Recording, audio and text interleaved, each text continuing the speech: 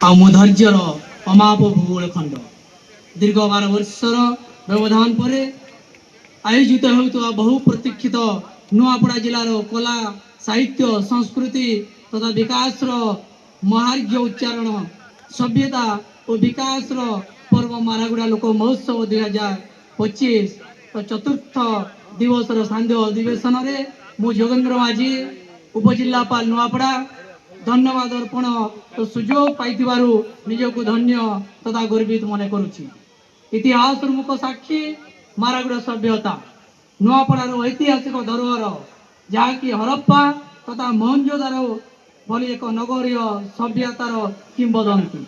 ମାରାଗୁଡ଼ା ସଭ୍ୟତା ନୂଆପଡ଼ାକୁ ସମଗ୍ର ବିଶ୍ୱରେ ଇତିହାସ ପୃଷ୍ଠାରେ ଏକ ସ୍ୱତନ୍ତ୍ର ସ୍ଥାନ ଦେଇଛି। ଏହା କେବଳ ଏକ ସଭ୍ୟତା ନୁହେଁ, ଏହା ସହ ଯୋଡ଼ି ରହିଛି ପ୍ରାୟ 7 ଲକ୍ଷ ନୂଆପଡ଼ାବାସୀଙ୍କ ଭାବ ପ୍ରବଣତା, ଐକ୍ୟ, ଭାତୃତ୍ୱ ଓ ଆତ୍ମୀୟତା, ଯେଉଁଠି ସୃଜନୀ ହେଲା ଏହି ଲୋକ ମହୋତ୍ସବ ମାରାଗୁଡ଼ା। ସୁନାବେଡ଼ର ମା ସୁନାଦେଇ, ଟାଣବାଡ଼ର ମା କୋଣା ଭଇରା, ପତରାର ପ୍ରସିଦ୍ଧ ଶୈବପୀଠ ଯୋଗେଶ୍ୱର ମନ୍ଦିର, ବୁଦ୍ଧିକମନାର ପାତାଳେଶ୍ୱର ଶିବ ମନ୍ଦିର, ପାତାଳ ଗଙ୍ଗା, ଖଳିଆର ଦଧିବାମନ ମନ୍ଦିର ନୂଆପଡ଼ାର ଐତିହ୍ୟ ଓ ସୌନ୍ଦର୍ଯ୍ୟକୁ ଶତଗୁଣିତ କରିଛି। ସ୍ୱାଧୀନତା ଆନ୍ଦୋଳନରେ ଟାଣବାଡ଼ର ଲାଲ ସିଂ ସାଏଙ୍କ ଅବଦାନ ଓ ରକ୍ତତୀତ ଶାଳିହା ଦୁର୍ଗ ଆଜି ମଧ୍ୟ ନୂଆପଡ଼ାବାସୀଙ୍କ ମନରେ ଦେଶ ମାତୃକା ପ୍ରତି ସମର୍ପଣ ଭାବକୁ ଉଜାଗର କରେଇଛି। ଆଜିର ଏହି ମହାନ ପର୍ବରେ ଉତ୍କଳୀୟ ପରମ୍ପରା ଏବଂ ଅସ୍ମିତାର ସାରଥୀ ରାଜ୍ୟର ବିକାଶର ମଙ୍ଗୁଆଲ 4.5 କୋଟିରୁ ଉର୍ଦ୍ଧ୍ୱ ଓଡ଼ିଆଙ୍କ ଆଶା ଓ ବିଶ୍ୱାସର ପ୍ରତୀକ ତଥା ଓଡ଼ିଶାବାସୀଙ୍କ ଜନପ୍ରିୟ ଜନନେତା ସଭିଙ୍କ ପ୍ରିୟ ମାନ୍ୟବର ମୁଖ୍ୟମନ୍ତ୍ରୀ ଶ୍ରୀ ମୋହନ ଚରଣ ମାଝୀ ମହୋଦୟ ନୂଆପଡ଼ାର 7 ଲକ୍ଷ ଜନସାଧାରଣଙ୍କ ଆଶା ଆକାଂକ୍ଷାକୁ ସମ୍ମାନ ଜଣାଇ ମାରାଗୁଡ଼ା ଲୋକ ମହୋତ୍ସବର ମୁଖ୍ୟ ଅତିଥି ଭାବରେ ଆପଣ ପଦାର୍ପଣ କରି ଆମକୁ ଅନୁଗୃହୀତ କରିଛନ୍ତି ଏବଂ ଏହି ପରିପ୍ରେକ୍ଷୀରେ ବିକଶିତ ଓଡ଼ିଶା ବିକଶିତ ନୂଆପଡ଼ା ପାଇଁ ଆପଣ ନୂଆପଡ଼ାବାସୀଙ୍କୁ ଭେଟି ଦେଇଛନ୍ତି 322 କୋଟିର 63 ଗୋଟି ଉନ୍ନୟନମୂଳକ ପ୍ରକଳ୍ପ। ମାନ୍ୟବର ଆପଣଙ୍କର ସଦା ଉପସ୍ଥିତି ମହୋତ୍ସବର ଉତ୍କର୍ଷତାକୁ ବହୁଗୁଣିତ କରିଥିବାରୁ ସମଗ୍ର ନୂଆପଡ଼ାବାସୀ ମହୋତ୍ସବ ଆୟୋଜକ କମିଟି ତଥା ଜିଲ୍ଲା ପ୍ରଶାସନ ତରଫରୁ ମୋର ହୃଦୟର ଗଭୀରତମ ପ୍ରଦେଶରୁ ଆପଣଙ୍କୁ ଅଶେଷ ଅଶେଷ ଧନ୍ୟବାଦ ତଥା କୃତଜ୍ଞତା ଜ୍ଞାପନ କରିବା ସହ ଭବିଷ୍ୟତରେ ମଧ୍ୟ ନୂଆପଡ଼ା ପ୍ରତି ଆପଣଙ୍କର ସୁଦୃଷ୍ଟି କାମନା କରୁଛି। ନିଶ୍ଚିତ ଭାବରେ ସମୃଦ୍ଧ ଓଡ଼ିଶାରେ ବିକଶିତ ନୂଆପଡ଼ା ପାଇଁ ଆପଣଙ୍କର ଆଶୀର୍ବାଦ ଆମକୁ ଉନ୍ନତି ପାଇଁ ପ୍ରୋତ୍ସାହିତ କରିବ।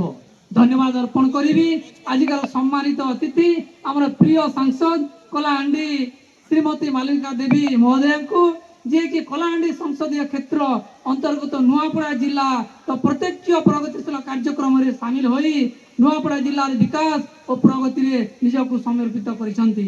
ଧନ୍ୟବାଦ ଅର୍ପଣ କରିବି ଆଜିକାର ସଭାରେ ଅନ୍ୟତମ ସମ୍ମାନିତ ଅତିଥି ତଥା ପୂର୍ବତନ ମନ୍ତ୍ରୀ ବିଧାୟକ ନୂଆପଡ଼ା ଶ୍ରୀ ରାଜେନ୍ଦ୍ର ପ୍ରସାଦ ଢୋଲକିଆ ମହୋଦୟଙ୍କୁ, ଯାହାଙ୍କ ଲୋକାଭିମୁଖୀ କାର୍ଯ୍ୟର ପ୍ରଚେଷ୍ଟାରେ ନୂଆପଡ଼ା ସବୁ କ୍ଷେତ୍ରରେ ଉନ୍ନତି ପଥରେ ଆଗକୁ ବଢ଼ି ଚାଲିଛି।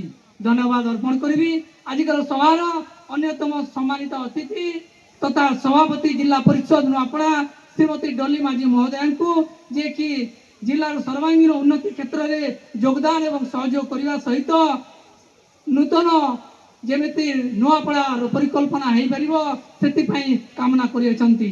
ଧନ୍ୟବାଦ ଅର୍ପଣ କରିବି ଆଜିକାର ମୁଖ୍ୟ ବକ୍ତା ତଥା ବିଶିଷ୍ଟ ଲେଖକ ଓ ପ୍ରବକ୍ତା ଶ୍ରୀ ଦାସ ବେନୁହୁର ମହୋଦୟଙ୍କୁ, ଯିଏକି ନିଜର ଅଭିଭାଷଣ ମାଧ୍ୟମରେ ମାରାଗୁଡ଼ା ସଭ୍ୟତା ଏବଂ ଅସ୍ମିତା ଓଡ଼ିଆ ଅସ୍ମିତାକୁ ଆମ ସମସ୍ତଙ୍କ ମନରେ ମନେ ପକାଇ ଦେଇଛନ୍ତି।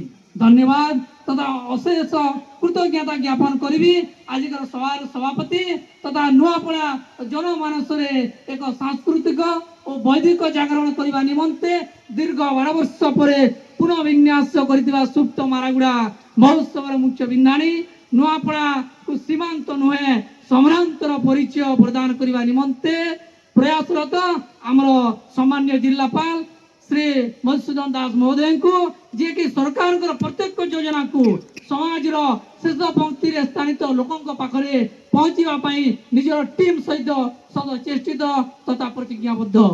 परिशेष उपस्थित थिबा पूर्वतन सांसद महोदय पूर्वतन विधायक महोदय सम्मानित जनप्रतिनिधिगण आमंत्रित अतिथि एवं नुआपड़ार समस्त विज्ञ सज्जन मंडली समस्त जिला स्तरीय अधिकारी लोक महोत्सव समस्त कार्यकर्ता पलिश्री मेला पुस्तक मेला एवं बौद्धिक चर्चा रे अंशग्रहणकारी शांति शृंखला रक्षा निमित्त प्रतिबद्ध आरक्षी अधीक्षक तथा तांको सुरक्षा बाहिनी स्वास्थ्य विभाग अग्निशम विभाग सामाजिक बंधु एवं यही सांस्कृतिक महापर्व महामिलन रे सामिल होइतिबा नुआपड़ार समस्त कलाकार एवं जनसाधारण को जिला संस्कृति परिषद नुआपड़ा ओडिया भाषा साहित्य और संस्कृति विभाग ओडिशा सरकार एवं मारागुड़ा लोक महोत्सव कमिटी तरफ अशेष अशेष धन्यवाद एवं कृतज्ञता ज्ञापन करुछि। धन्यवाद। जय हिंद। वंदे उत्कल जननी। जय नुआपड़ा। धन्यवाद।